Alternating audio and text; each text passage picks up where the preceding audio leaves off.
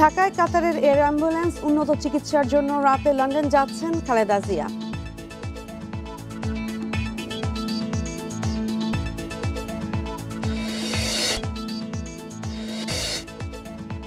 Cancer গবেষণা হাসপাতালে 6 radiotherapy মেশিনের সবগুলোই নষ্ট, মিলছে না সেবা।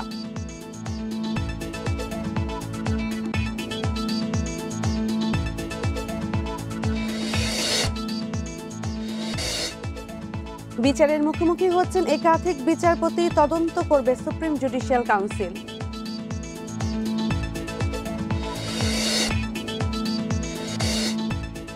নিজের বিরুদ্ধে অভিযোগ তদন্তের আহ্বান টিউলিপ সিদ্দিকীর, একাধিক ফ্ল্যাটে বসবাসের সুযোগ।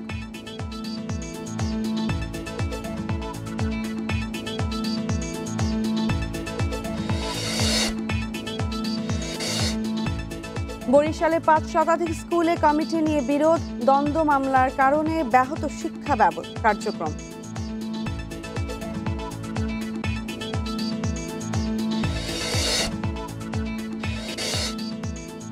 মাগুরায় 2 টাকা কেজিতে বিক্রি হচ্ছে ফুলকপি, ফলন ভালো হলেও লোকসানের শঙ্কায় কৃষক।